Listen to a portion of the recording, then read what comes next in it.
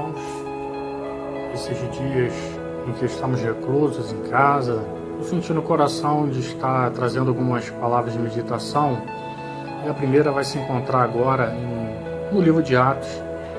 E o título dessa palavra é Encontros e Desencontros.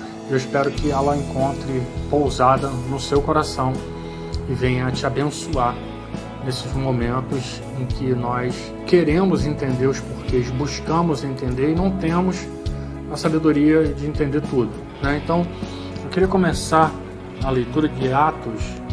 O foco vai ser no capítulo 16, mas o capítulo 16 ele é um desencadear do finalzinho do 15, que diz assim, Atos 15, 39, tiveram um desentendimento tão sério que se separaram.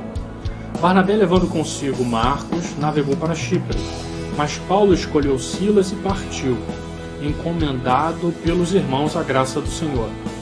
Passou então pela Síria e pela Sicília, fortalecendo as igrejas. Chegou a Derbe e depois a Listra, onde vivia um discípulo chamado Timóteo. Sua mãe era uma judia convertida e o seu pai era grego. Os irmãos de Listra e Icônio davam bom testemunho dele. Paulo, querendo levá-lo na viagem, circuncidou por causa dos judeus que viviam naquela região, pois todos sabiam que seu pai era grego. Nas cidades onde passavam, transmitiam as decisões tomadas pelos apóstolos e presbíteros de Jerusalém, para que fossem obedecidas. Assim as igrejas eram fortalecidas na fé e cresciam em número a cada dia. Então a sequência de Atos 16, pós essa separação, esse litígio de Paulo e Barnabé, ela vai nos mostrar, conforme eu fiz a leitura, de que no desencontro de Paulo com Barnabé, né, ele tem um encontro com Timóteo.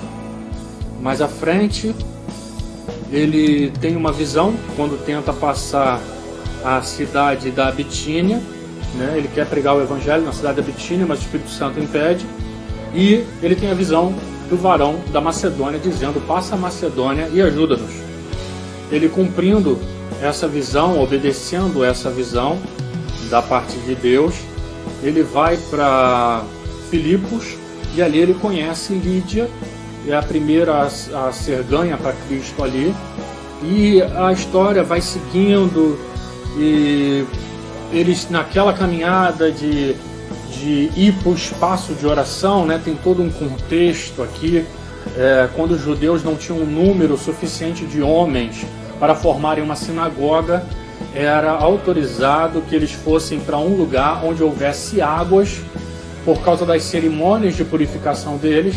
Então por isso que Lídia estava ali perto do rio e por isso que Paulo foi para perto do rio, para poder para estar ali orando.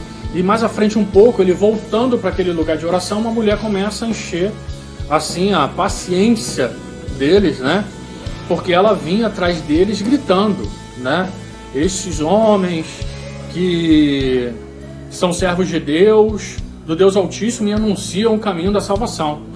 E Paulo ali se aborrece com aquela colocação, com aquela coisa dia após dia, percebendo que se trata de um espírito imundo. Ele ordena que em nome de Jesus Cristo o demônio saísse dela, ela é liberta e por isso são presos, né? Então a gente vê uma sequência de encontros e desencontros, né? Eles encontraram com Lídia, trouxeram salvação à casa de Lídia, né? Começaram ali um trabalho da igreja de Filipos, né? Onde mais tarde ele vai escrever as cartas de Filipenses, mas ali depois há um desencontro. Porque o desencontro que eu quero dizer é uma coisa infeliz na vida deles, né? Então, a infelicidade na vida deles. Por quê? Porque eles estavam cumprindo o ministério deles. E nessa infelicidade, eles são levados ali para a prisão, são açoitados e o carcereiro recebe a ordem de levá-los para o lugar mais profundo da prisão, né? O cárcere interior. E o carcereiro ali prende os pés deles no tronco. A gente já conhece a história. Quando eles estavam orando, os alicerces tremeram, né? E as portas foram abertas, o carcereiro vendo aquilo quis pegar uma faca e se matar, e Paulo gritou para que ele não fizesse isso, pois todos estavam ali com isso o carcereiro se rende a Cristo, ele e a família dele são batizados e a história segue por aí. Bom, queridos, qual é a reflexão que sai daí?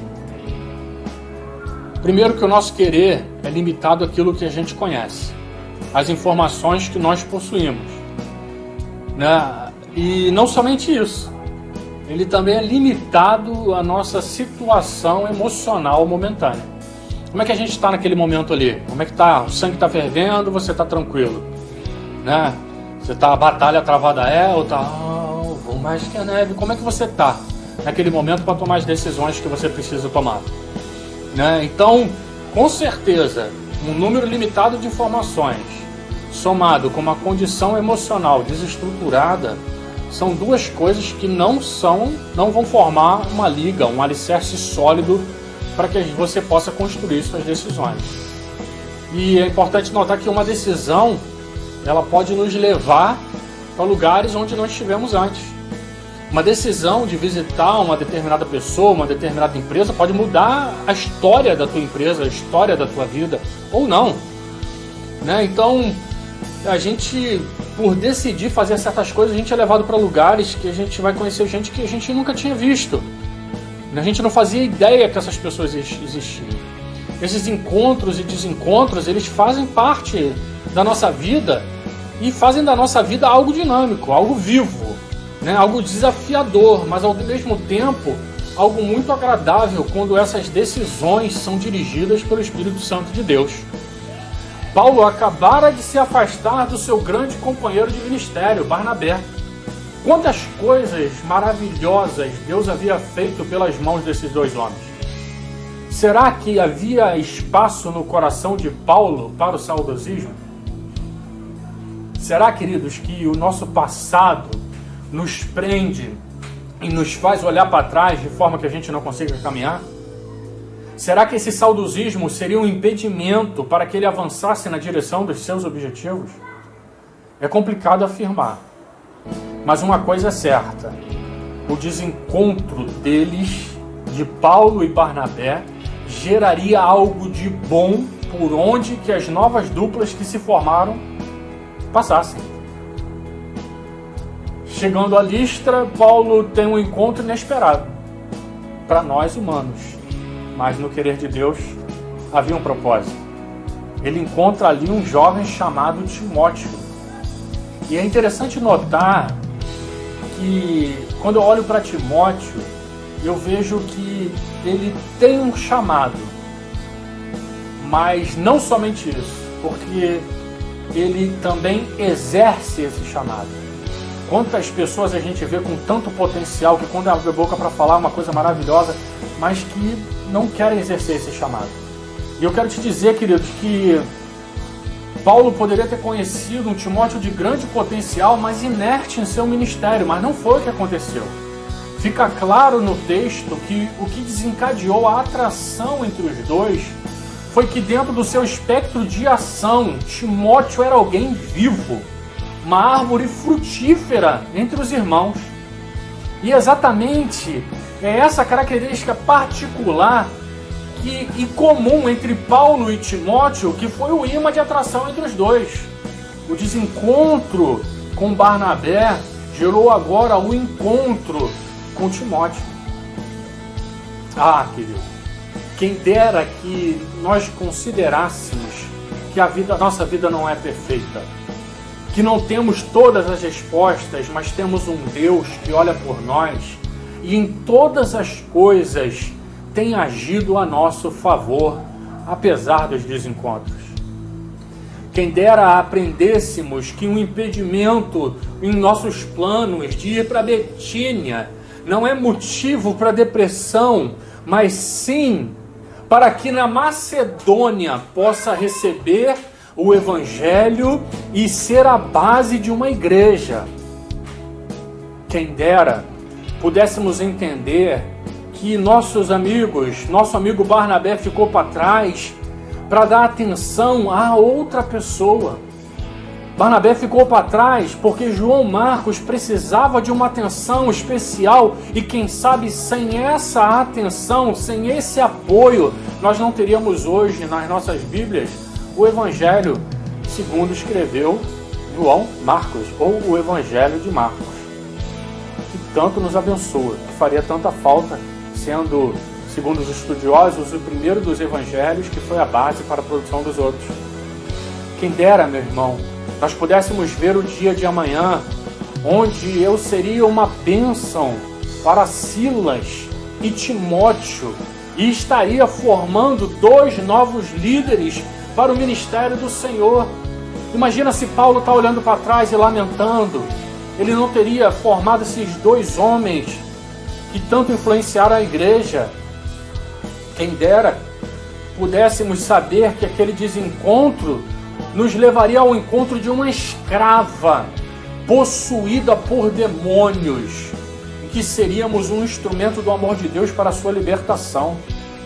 Irmão, o desencontro lá não impediu que o ministério fosse continuado, que o ministério avançasse, que o ministério prosseguisse, que houvesse vida em outro lugar. O teu chamado não acabou porque alguma coisa aconteceu. Quem dera, irmãos, fôssemos maduros para saber que o exercício do ministério pode não nos levar à glória e ao reconhecimento humano que pretendemos, mas sim ao açoite com varas e ao mais profundo cárcere e aos pés presos num tronco. Minhas costas feridas, as chagas não tratadas, o latejar das dores seriam mais agudos que a minha fé e calariam a minha adoração. Não entenderia eu, você, que aquilo não era o fim e que os encontros e desencontros não acabaram? Como eles poderiam saber que ali havia um homem que, apesar de não estar atrás de grades, estava aprisionado com um grande medo? Que nossos louvores em meio à dor, querido, podem trazer a paz à ansiedade e podem levar pessoas, inclusive, a dormir. Enquanto eles louvavam, aquele homem encontrou paz para poder dormir. Como entender hoje, tanto tempo depois que nós nos separamos do nosso Barnabé, que se aquilo não tivesse acontecido, uma família inteira não teria sido salva? Que pensamentos, meu irmão, ainda te prendem ao passado?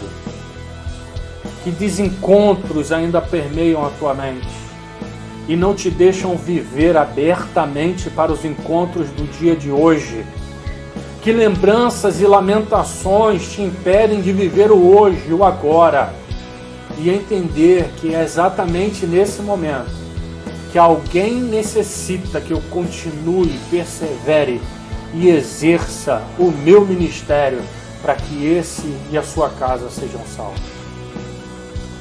Obrigado então, Senhor, por todos os desencontros da vida. Graças te dou por aqueles que ainda vou encontrar pela frente. Que Deus te abençoe com essa reflexão em nome de Jesus. Amém.